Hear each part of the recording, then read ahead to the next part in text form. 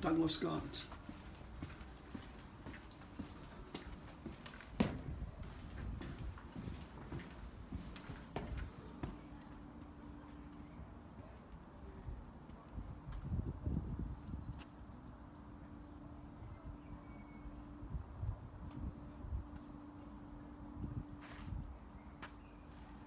And that's the Douglas Gardens, folks. King's old building.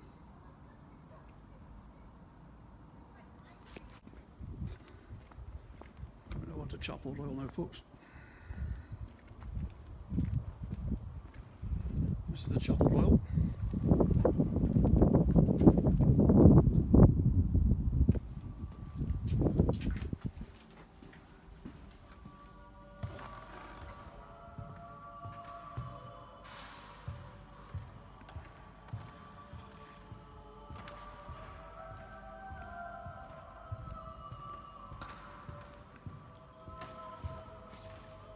Chapel Royal.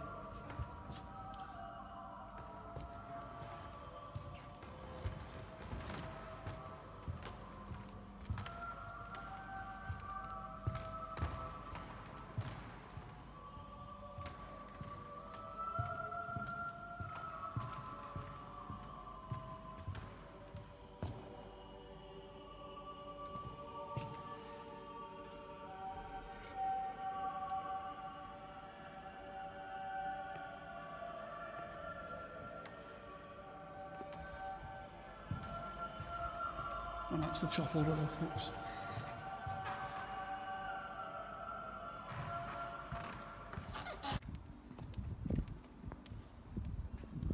King's own old building.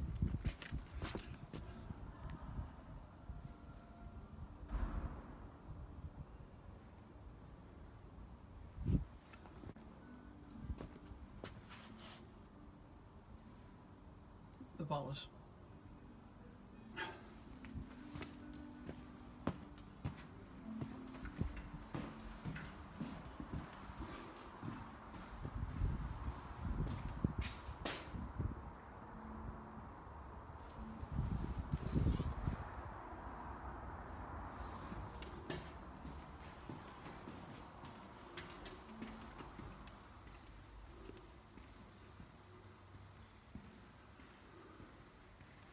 So this is how they lived back in the day,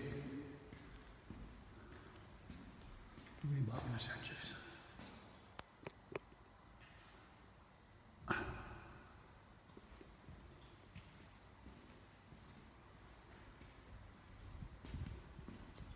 The King's Outer Hall.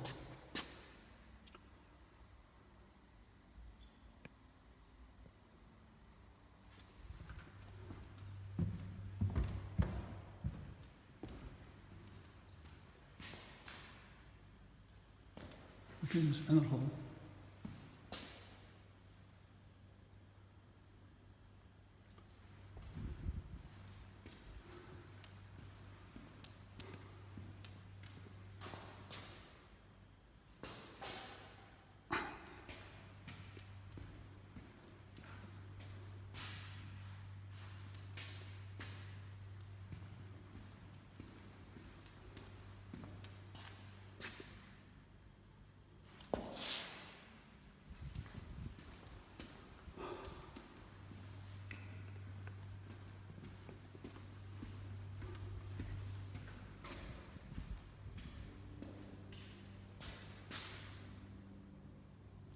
The King's Bedchamber.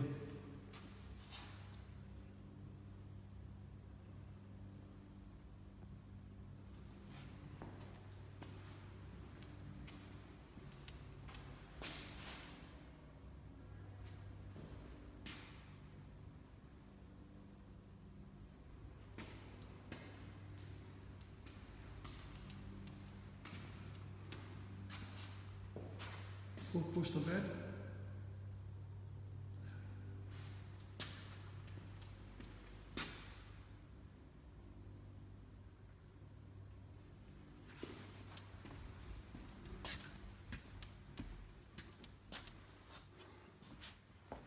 Very old bed, another four-poster. Very, very old indeed.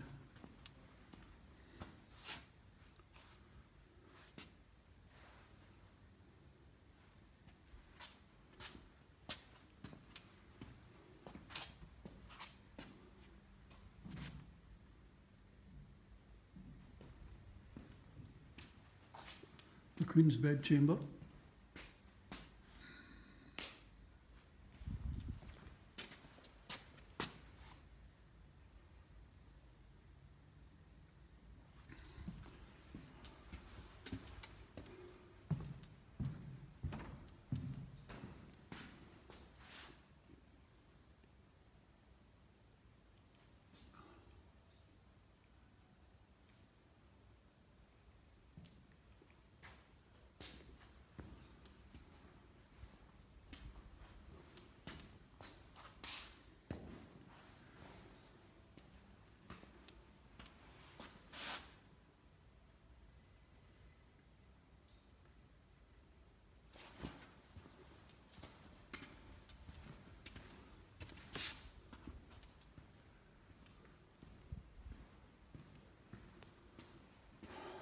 The Queen's Inner Hall.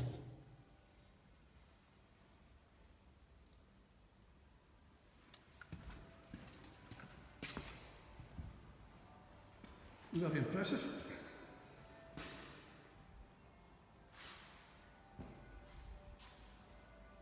This is the Queen's Outer Hall.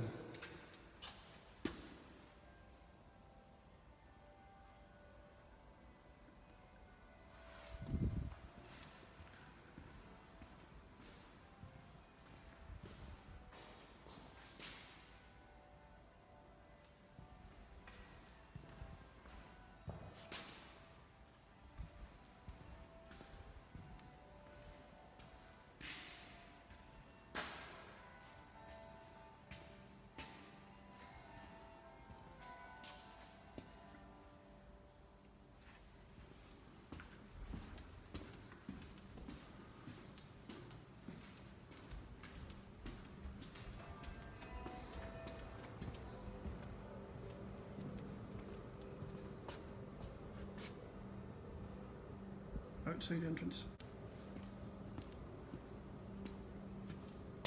Lion's Den, caging a king.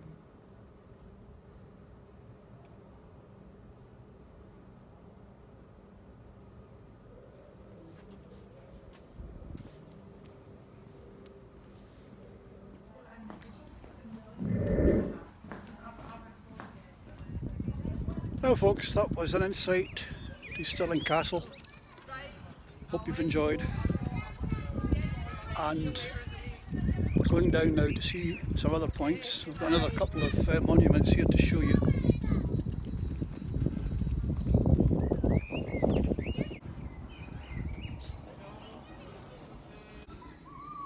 Now this is erected by the officers, non-commissioned officers and men of the XC or 1st Battalion, Princess Louise's Argyll and Sutherland Highlanders.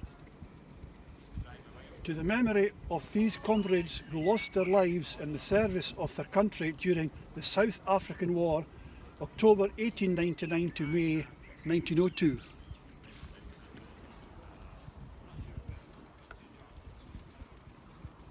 And that's the monument there.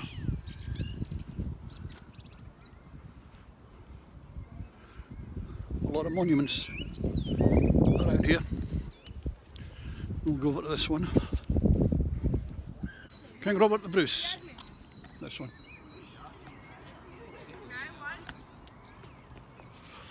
Now this is King Robert the Bruce's monument.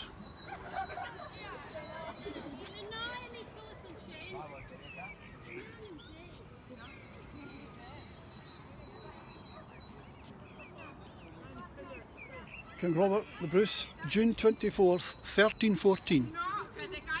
And that's him there.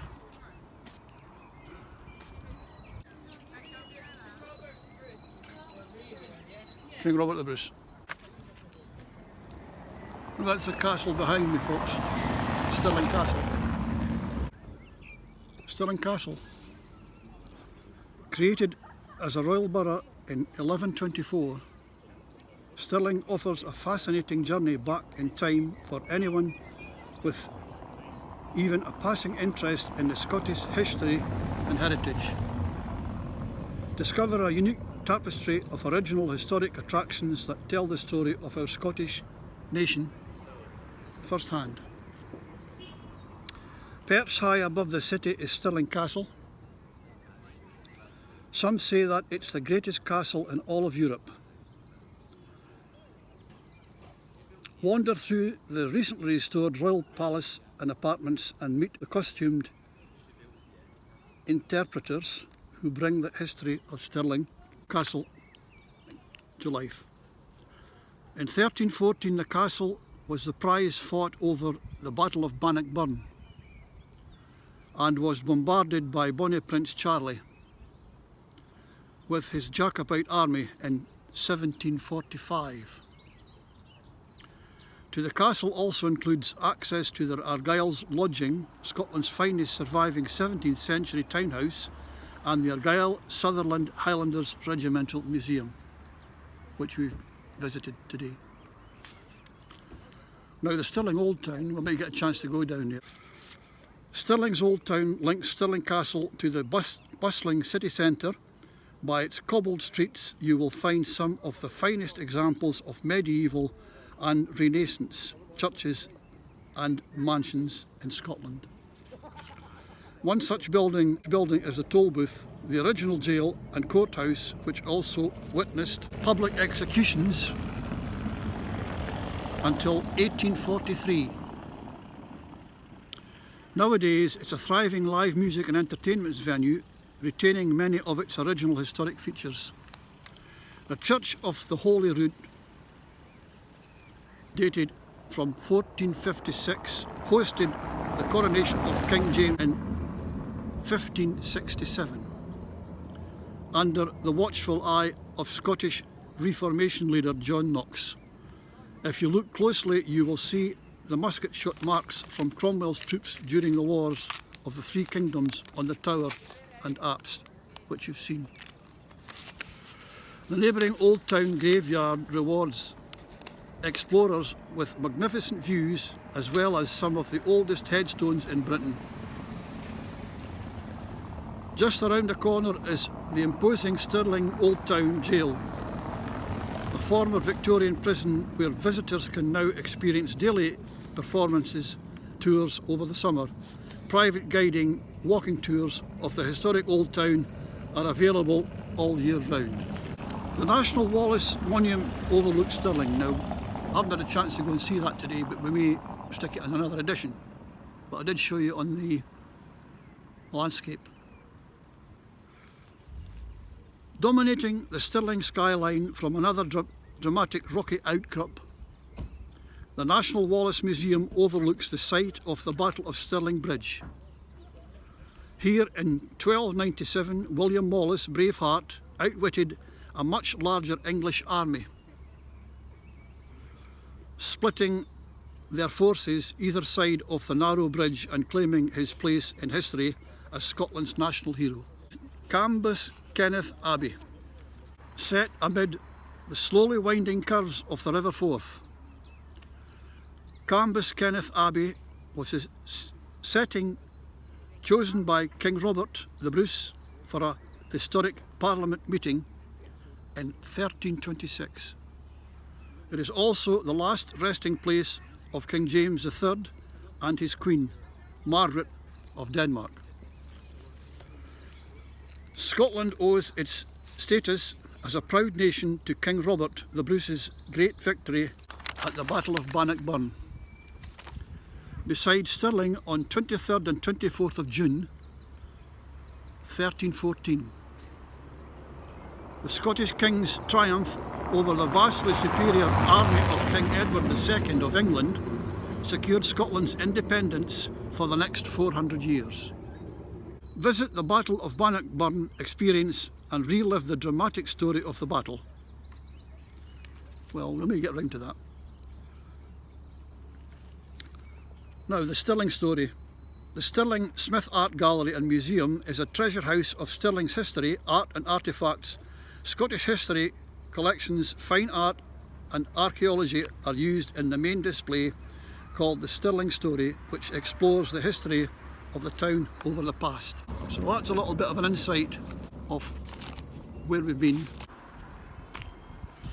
Now folks, we're down here at Old Town Jail, Stirling, just down from the castle. So we're going to take a look in here for you and see if we can see any other points of interest. Old Town Jail.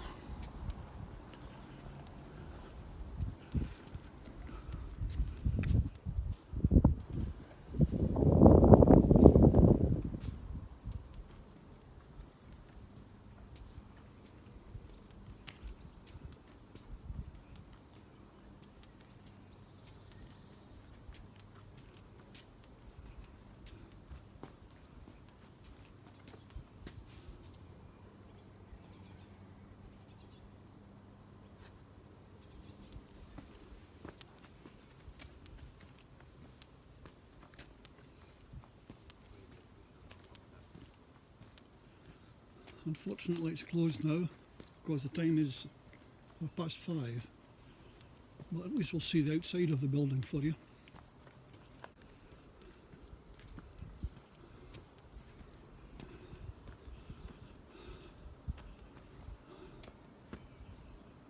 So there we are folks, jail, Old Town Jail. As I say, we can't get in because it's closed, but at least we can see the outside of it for you. Another part of history.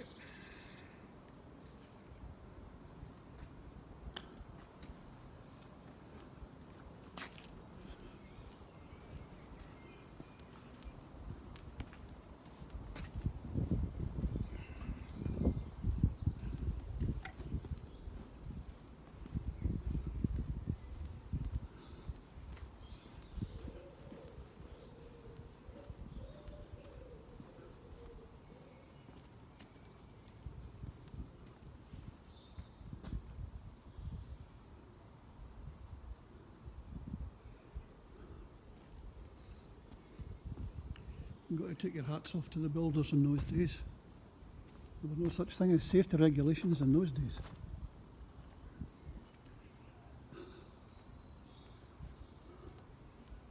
Grand buildings. That's the back of the jail.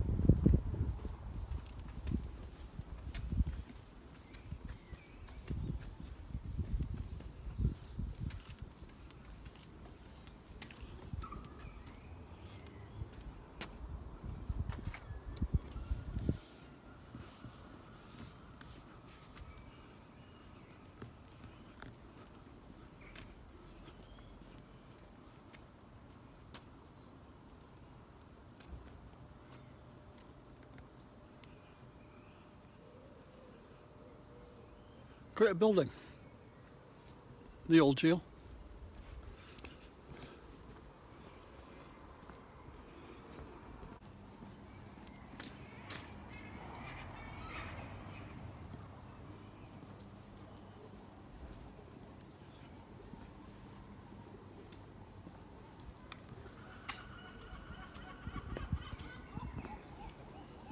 In 1844, one cell in the old toll booth jail held 24 prisoners, and a visiting judge condemned the wretched and the fearful conditions.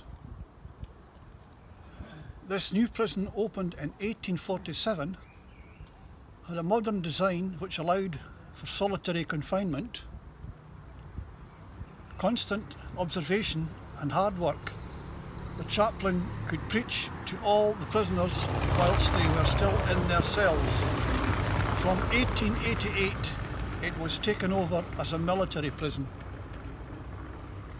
the old town jail.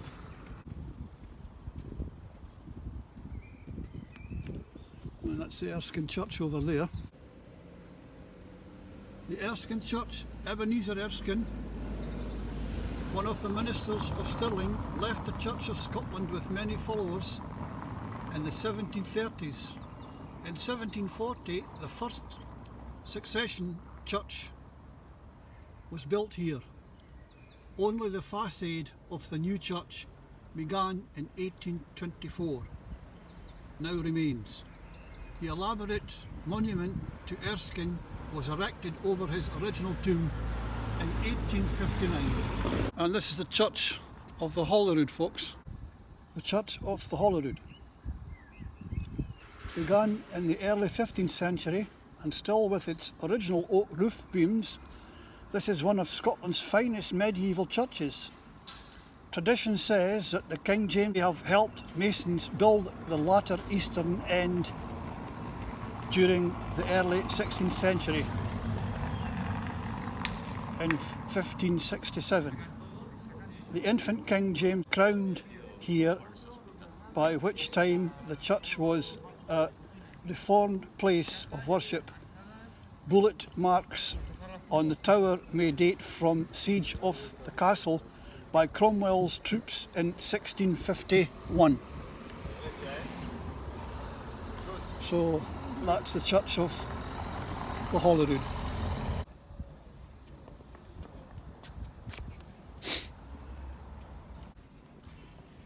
It's quite an impressive building, the Church of the Holyrood.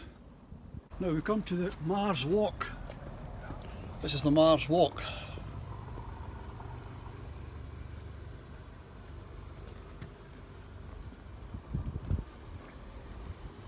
This grand Renaissance townhouse was built for the Earl of Mar, keeper of Stirling Castle. The richly decorated, elaborate facade gives us a sense of the Earl's importance. Mars Walk. Royal influence. The design of Mars Walk echoes the splendour of the palace at Stirling Castle. As keeper of the castle and regent to James V in 1571-1572, Mar had close ties to the royal court.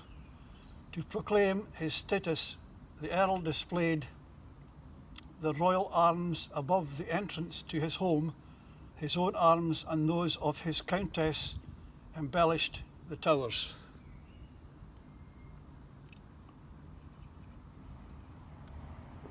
So there we are. Quite an impressive sight.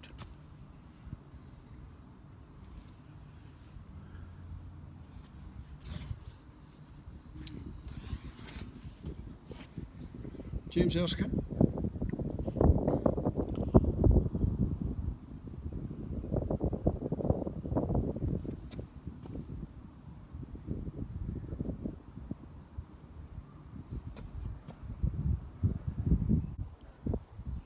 Mars House.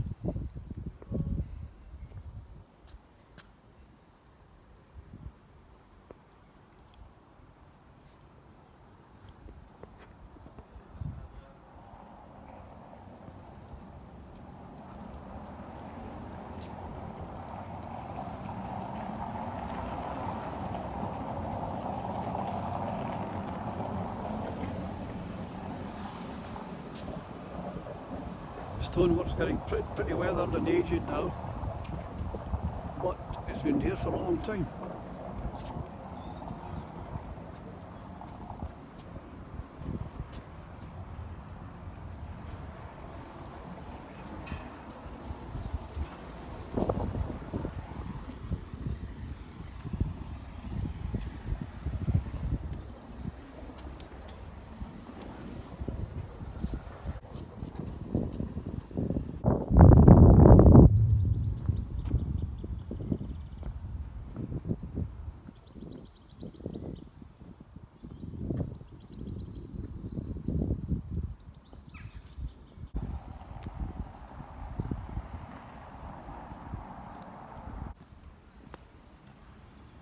Cowan's Hospital.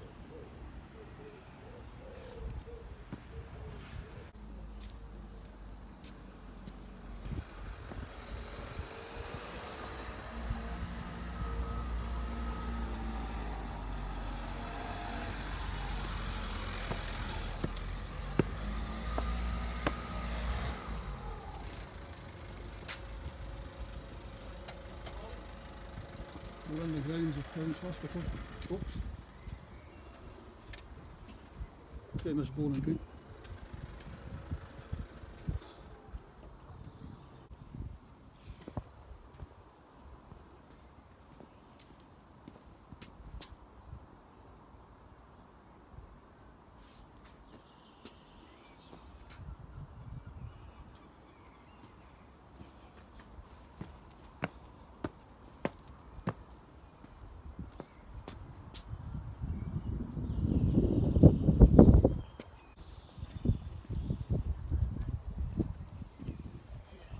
Now here we are, folks, we're at the hospital.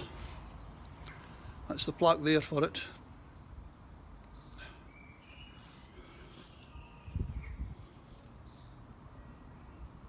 This hospital was erected and largely provided by John Cowan, Dean of Guild for the entertainment of decayed guild brethren. John Cowan, 1639.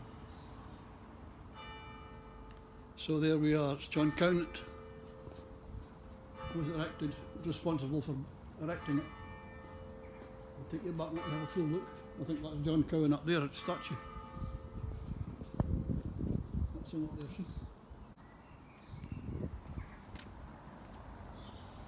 This is the bowling green.